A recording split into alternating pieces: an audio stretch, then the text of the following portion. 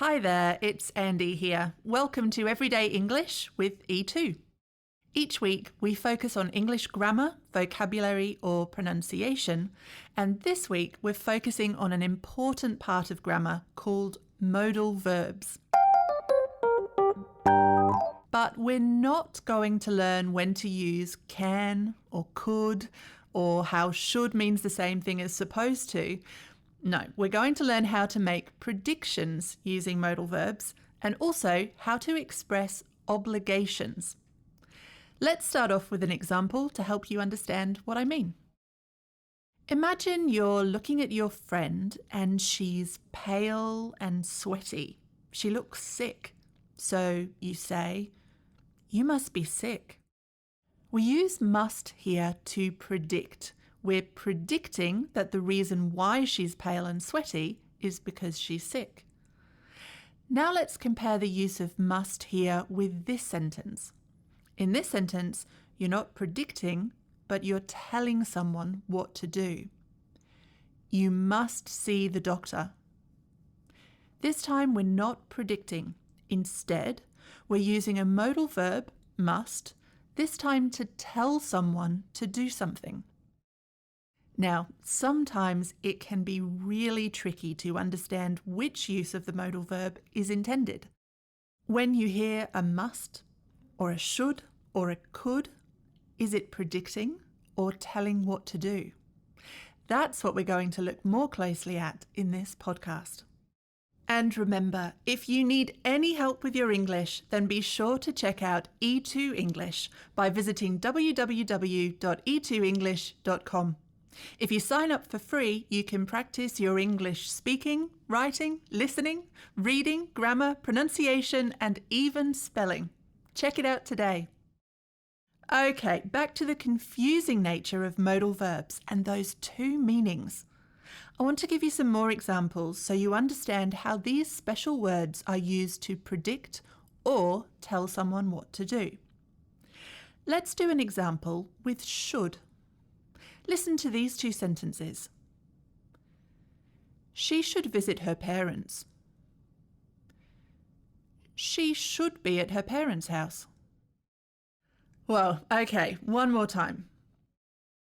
She should visit her parents. She should be at her parents' house. Okay, interesting. The word should here has two very different meanings. In the first sentence, she should visit her parents, we're telling someone what to do, or we're expressing a social obligation. You should do this, you should do that, you shouldn't do this, you shouldn't do that. That's pretty clear, I think. But what about that second sentence? She should be at her parents' house. This time, we're not expressing obligation. We're not telling someone what to do.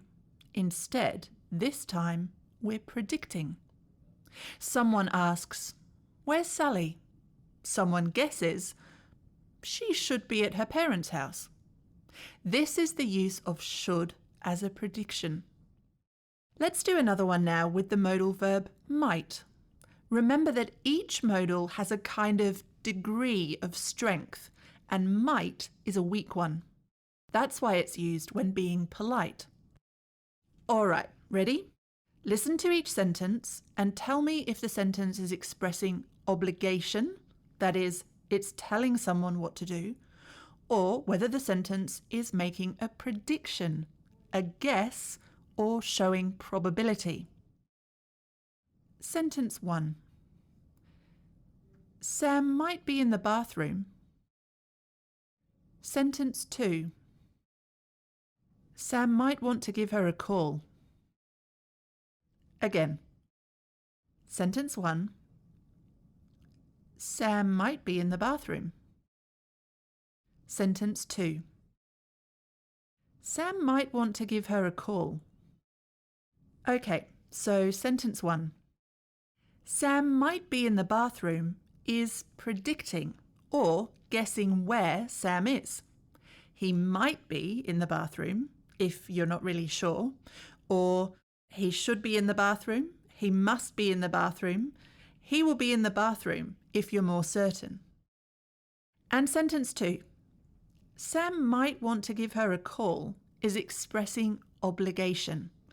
It's kind of like a polite suggestion, where Sam should give her a call or Sam must give her a call are much stronger.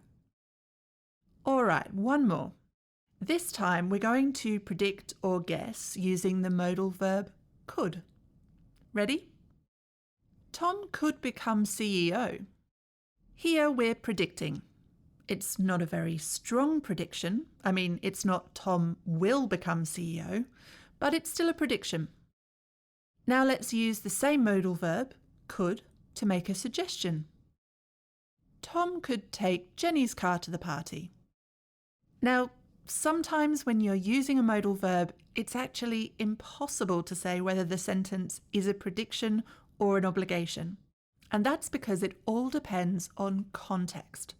It depends on who is saying it to whom, as well as when and where they're saying it.